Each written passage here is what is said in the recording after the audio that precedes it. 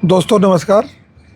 मैं हूं अभय और आप देख रहे हैं मेरा यूट्यूब चैनल गाजीपुरिया.शेर-UP61।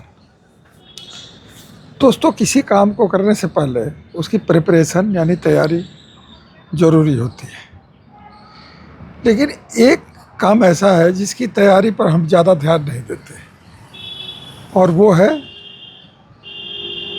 रिटायरमेंट की तैयारी।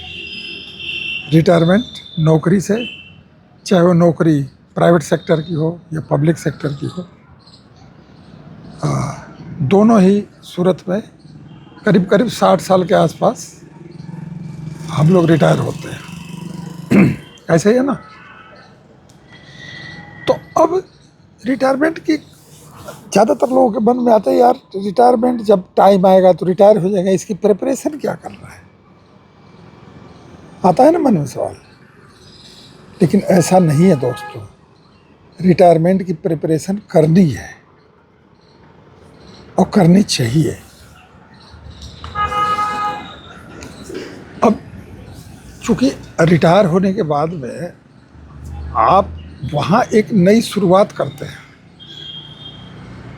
जहाँ डेली आप ऑफिस जा रहे हैं, रूटीन में सुबह तैयार होकर ऑफिस जा रहे हैं, नौकरी पर जा रहे हैं, आ रहे हैं, ठीक है, और सिर्फ छुट्टियों में ही घर रह पाते हैं, बाकी डेली आप ऑफिस जा रहे हैं। रिटायर होने के बाद आप को एक अजीब सी बात आपके मन में आएगी कि यार जैसे आज किसी को रिटायर होना है तो उसके मन में ज़रूर ये बात आती है कि यार कल से अब ऑफिस नहीं आना है। तो वहाँ पर बड़ा मिला जुला एक फीलिंग आती है।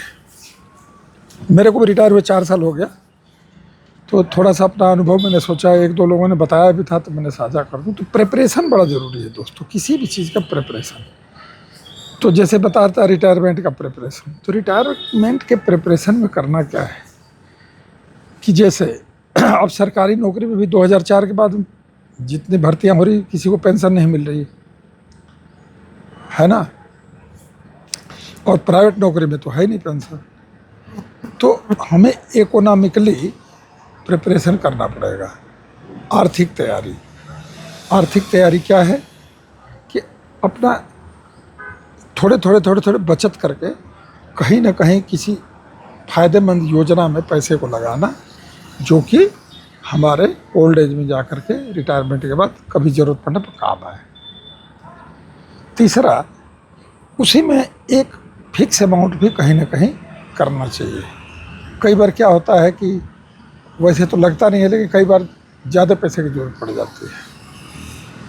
तीसरा जो है, रिटायरमेंट के बाद में जो एक अच्छा खासा पैसा हेल्थ पर खर्च हो जाता है, तो आजकल तो इंश्योरेंस की पॉलिसी, हेल्थ इंश्योरेंस भी तरह तरह के आ गए हैं।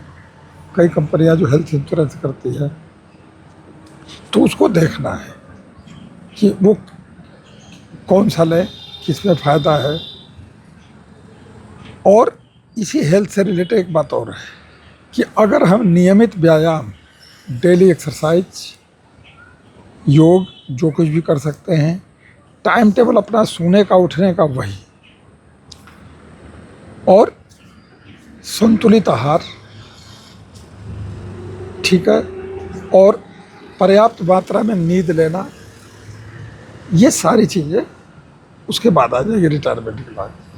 तो बात जो है कि इन सब चीज़ों को मतलब ये करना तो रिटायरमेंट के बाद है, लेकिन मेंटली प्रिपरेशन पहले से करना पड़ेगा। इकोनॉमिकली तो करना पड़ेगा वैसे, और ये जो हेल्थ वाली बात बता रहा हूँ, इसको मेंटली प्रिपरेशन भी करना पड़ेगा कि भाई हमें डेली घूमना है, फिरना है, हमें डेली एक्सरसाइज करना है, संतुलित आहार लेना है, नींद पूरी लेनी है, इन सब बातों में।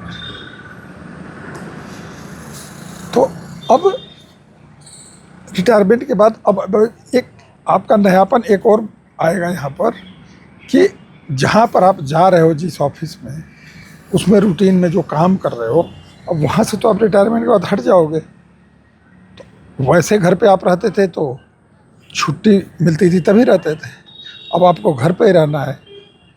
तो घर पर रहना है तो अपने लिए कुछ ना कुछ एक अपना एक कोई ना कोई चीज़, एक अपना पैशन, हॉबी कुछ ना कुछ एक चुनना है, चाहे किताब पढ़ने की हो, चाहे घूमने की हो, चाहे म्यूजिक में हो, चाहे जैसे मैं यूट्यूब चैनल बना के वीडियो बना रहा हूँ, ये भी तो एक है ना। तो अब इसमें तो मैं दिन में 2-3 वीडियो डालता हूँ, एक आध ब्लॉग बनाता हूँ, कभी लाइव आ जाता हूँ, तो मुझे तो दिन का रात का पता ही नहीं चलता, कब सुबह हुई कब शाम हुई। यानी कुल मिला के अपने को बिजी रखना, कुल मिला क्या है, खुद को बिजी रखना। फिर एक और चीज़ आएगा, जब आप रिटायरमेंट के बाद आओगे तो वैसे तो नौकरी पर आते जाते आस पड़ोस मोहल्ले में 2-4 आदमी से दुआ सलाम ऐसे होती होगी ना, या कभी कभार। अब आपको जो है कि अब कुछ ऐसे लोग भी आपके आस पड़ोस मिलेंगे जिनको आपने नौकरी के दौरान देखा भी नहीं होगा। तो एक समाज में, एक अपने को समाज में एक इस्टेब्लिश करना। अब इस समाज में, पहले तो आप नौकरी वाले समाज में थे, चाहे आप पुलिस में थे, मिलिट्री में थे, पैरामिलिट्री फोर्स में थे, मंत्रालय में थे, रेलवे में थे, पोस्ट ऑफिस में थे, कहीं भी थे, तो एक वहाँ का समाज अलग था। तो अब उस समाज को छोड़ के अब इस समाज में अब आप जैसे ही और लोग मिलेंगे जो या तो रिटायर अभी 1 साल पहले हुए होंगे, 2 साल पहले हुए होंगे, 4 साल पहले हुए होंगे, या अभी 1 महीना पहले हुए होंगे। तो ऐसे लोगों के साथ सामंजस्य स्थापित करना, सामंजस्य स्थापित करना, अपना व्यवहार, बोलचाल, ठीक है कि नहीं। तो ये सारी चीज़ें जब हो जाएंगी तो आपको बिल्कुल इस तरह से फील नहीं होगा। तो एक तो मेंटली वहाँ से प्रिपेयर होना है, इकोनॉमिकली साउंड होना पड़ेगा आपको, हेल्थ का ध्यान रखना है, और कोई ना कोई अपना शौक एक ऐसा पाल लेना है। जैसे ये मेरा शौक ही तो है ना, जो मैं वीडियो बना रहा हूँ, आपसे बात कर रहा हूँ, ये भी एक शौक है। इसी तरह का कोई भी म्यूजिक सुनना, गाना सुनना और घूमना फिरना, ठीक है कि नहीं। और घूमना फिरना भी शुरू में ही 5-7 साल 8 साल हो सकता है, जब आप 65 के हो जाए, 68 के हो जाए, 70 तक, मान लीजिए 70 के बाद हो सकता है कई बार कुछ लोगों को चलने फिरने में दिक्कत आ जाती है। तो ये घूमने फिरने वाला काम भी शुरू में करना है। रिटायरमेंट के बाद जो दूसरी लाइफ है, तीसरी लाइफ, बल्कि एक तो स्टूडेंट लाइफ वाली लाइफ हो गई है, और एक हो गई नौकरी वाली, और ये जो तीसरी पारी आपने शुरू करी है। तो अब सुनने में तो बड़ा अजीब लगता है कि यार, ज़्यादातर लोगों के मुँह से सुनते हैं यार रिटायरमेंट की क्या तैयारी करनी पड़ती है, रिटायर होंगे घर चले जाएंगे, अपना मौज मस्ती लेंगे। नहीं नहीं नहीं, सबसे ज़्यादा ज़रूरी है यहाँ से प्रिपेयर होना, और इकोनॉमिकली ज़रूरी तो सब कुछ है, लेकिन मेंटली ज़्यादा ज़रूरी है। क्योंकि नौकरी के दौरान आदमी, अच्छा मैं एक, अगर आपकी 1-2 साल की नौकरी अभी बची है, या अगले 1-2 साल में आप रिटायर होने वाले हो, तो ये सब चीज़ें तभी से सोचना शुरू कर दो, तभी से वो करना शुरू कर दो। और ख़ास तौर से इकोनॉमिक वाली मैंने बात बताई, इकोनॉमिकली जो आपको बताया मैंने कि प्रिपरेशन वाली बात, तो वो रिटायरमेंट के बाद थोड़े ना होगा, तो नौकरी में रहते रहते ही ना जगह जगह थोड़ी थोड़ी बचत करके आप किसी स्कीम में लगाओगे। वो स्कीम भी ज़्यादातर कोशिश करनी चाहिए सरकारी में लगाए। कई ऐसे लुभावनी स्कीम, ये प्राइवेट कई ठग टाइप की कंपनियां ये जो है कि बताती हैं इसमें ज़्यादा फ़ायदा है, इसमें इतने % है, या इसमें 5 साल में डबल हो जाएगा। ऐसे के चक्कर में नहीं पड़ना है, क्योंकि आपकी मेहनत से कमाई हुई दौलत है और इसको गंवाना नहीं है, क्योंकि गंवाने के बाद आगे कुछ नहीं मिलेगा, फिर कुछ रहता ही नहीं इंसान के पास, और हाथ मलने के अलावा या सर पटकने के अलावा कुछ नहीं मिलता। तो ऐसी स्कीम में कई लोग आपसे संपर्क भी करेंगे। जैसे आपका रिटायरमेंट नज़दीक आएगा ना, तो तरह तरह के लोग इन्वेस्ट करने के लिए, कोई प्रॉपर्टी में इन्वेस्ट करने के लिए, कोई इधर उधर करने के लिए, कोई कई डबल करने वाले, 5 साल 7 साल में डबल हो जाएगा, ऐसे लोगों की बात नहीं सुननी है। हमेशा सरकारी योजनाओं में विश्वास करिए। पोस्ट ऑफिस है, सरकारी बैंक है, इन्वेस्टमेंट LIC है, जो यानी सरकार की है, ठीक है कि नहीं। तो कुछ प्रॉपर्टी में इन्वेस्ट कराने वालों का भी मेरे साथ जो रिटायर हुए, मैं 1-2 की अब नाम तक नहीं लूँगा, तो पता चला कि भाई रिटायर हो रहे, इतना पैसा आ रहा है, ले जाके गलत जगह ज़मीन दिलवा दी। गलत जगह ज़मीन का मतलब कच्ची जगह, अब बाद में पता चला कि वो तो टूटने वाला है। ऐसे भी बहुत मिलेंगे। तो संभल के चलने की बहुत ज़रूरत है। और होता क्या है ना कि देखिए, अब वो जो 5 साल 7 साल में डबल वाली बात, वहाँ पर कहाँ फंसता है आदमी? लालच से। इसी तरह कोई ज़मीन सस्ती दिखा के आपको ले जाकर ऐसी जगह दे देगा जो अप्रूव ही नहीं है, रेजिडेंशियल खेती की जगह है। आजकल प्लाटिंग कर रहे हैं ना लोग, तो खेती की ज़मीन में जिसका लैंड यूज कन्वर्ट ही नहीं है, लैंड यूज क्या है? खेती का, उसमें प्लाट काट दिया, तो उसमें कहाँ से सीवर जाएगा, कहाँ से बिजली जाएगी, कहाँ से पानी जाएगा? ठीक है कि नहीं? और बेचने वाला बेच के भाग जाएगा, आप फंस जाओगे। और अगर बना लिया तो और फंस गए, ज़मीन में भी गया और उसमें बनाने में जो पैसा लगा वो भी गया। ठीक, इसका भी बड़ा ध्यान रखना है। तो दोस्तों, ऐसा नहीं है कि अच्छा ओल्ड एज में होता क्या है कि कहीं पर पैसा फंस जाता है ना, तो आदमी तो अब रिटायर हुआ है अपना अच्छे से जीवन गुजारने के लिए कि पुलिस कंप्लेन, कोर्ट जाओ, ये जो होता क्या है, बाद में कुछ नहीं होता, बहुत लंबा खींच जाता है, जीवन ख़त्म हो जाता है, यानी बचे हुए जीवन को समाप्त कर देता है अगर इस तरह के किसी मसले में फंस गया। चाहे शॉर्टकट में पैसा डबल करने वाली कंपनियों में लगा दिया या फिर वैसी जगह ज़मीन ले ली, तो बाकी का जीवन नहीं रह जाएगा, ख़त्म है। तो एक तो ये है, और दूसरा परिवार के साथ जो हम समय नहीं बिता पाए थे इतने दिन, वो बिताने को मिल जाएगा, है कि नहीं? ज़्यादा टाइम देना परिवार को, बच्चों को, है कि नहीं? घुलना मिलना और फ्रेंडली बिहेव करना। एक आपके परिवार में आपके बच्चे हैं, पोता पोती है, नाती नतनी है, और सबके साथ सामंजस्य,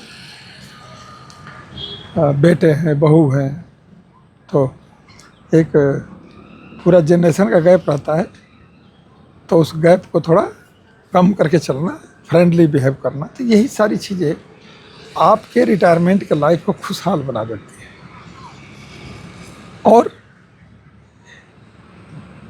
इसमें सारी चीज़ें ज़रूरी है। आपको फाइनेंशियली साउंड होना भी ज़रूरी है, आपका सबसे बड़ा हेल्थ ज़रूरी है। इनमें से कोई भी चीज़ गड़बड़ा गया ना, तो फिर रिटायरमेंट का मज़ा नहीं। वैसे मज़े बहुत हैं, मेरे से पूछिएगा, 4 साल हो गया रिटायर हुए, तो मैं तो यही कहूँगा कि रिटायरमेंट के बाद में मज़े बहुत हैं, बहुत मज़े। लेकिन वो मज़ा तभी है जब आप नियम समय से, जब आप बीमारियों से दूर हैं, मज़ा तभी है भाई। कभी भी, चाहे आप नौकरी कर रहे हो चाहे रिटायर हो, चलो दोनों को मान लेता हूँ, चाहे किसी को मान लो, नौकरी वाला हो, बिजनेस वाला, कोई भी इंसान हो, उसको किसी चीज़ का मज़ा हो तभी ले सकता है जब स्वस्थ हो। और ओल्ड एज में तो हेल्थ पर खास ध्यान देना है, क्योंकि जवानी में तो आदमी छोटी मोटी बीमारी को झेल भी जाता है, ओल्ड एज में छोटी सी बीमारी भी ज़्यादा तंग कर देती है। और रेगुलर डॉक्टर से चेकअप, कई बार हमें लगता है ना कि हमें कुछ नहीं है यार। मैं कह रहा हूँ कि अगर आप हेल्थ स्कीम या कोई इस तरह की चीज़ लेते हैं, सरकारी नौकरी वालों की, जैसे मेरा तो CGHS है, तो हेल्थ स्कीम लेते हैं, तो उसमें ऐसा वो भी देखिए कि भाई साल 6 महीने में एक बार मेरा रेगुलर चेकअप कराएगा नहीं। जब होल बॉडी चेकअप एक बार साल 6 महीने में करा लेंगे ना आप, तो कम से कम आपको पता तो चल जाएगा ना कि अंदर क्या है, कुछ है तो नहीं, किडनी दोनों प्रॉपर काम कर रही, लीवर फंक्शन कर रहा है कि नहीं, कोलेस्ट्रॉल तो नहीं है, BP तो नहीं है, शुगर तो नहीं है, यूरिक एसिड तो नहीं है, ये सारी चीज़ें हैं। जैसे मैं अभी करा हूँ कोई 10 दिन पहले ही, ठीक है ना, थोड़ी सी विटामिन D कम है, मेरा तो नॉर्मल ही है सारा, विटामिन D थोड़ा सा कम है, और थोड़ा यूरिक एसिड की मेरे को हल्की सी शिकायत रहती है, अब तो कंट्रोल में है, ठीक है ना। तो प्रोटीन वगैरह पर थोड़ा सा मैं बचता हूँ, प्रोटीन कम मतलब लेता हूँ। तो दोस्तों, अगर इस तरह से आप सारी चीज़ें सिस्टमेटिक करके चलेंगे तो मस्त लाइफ है रिटायरमेंट की, एक अलग ही मज़ा है जीने का, ठीक है कि नहीं? जो शौक़ पूरे नहीं कर पाए, जहाँ घूम नहीं पाए, जहाँ जा नहीं पाए, और सबके लिए टाइम दीजिए, परिवार के लिए, दोस्तों के लिए, रिश्तेदारों के लिए, अपने परिवार के लिए, सबके लिए टाइम दीजिए, और जीवन बिल्कुल मस्त कटेगा। लेकिन बात वही है कि प्रिपरेशन पहले से करना है। तो दोस्तों नमस्कार।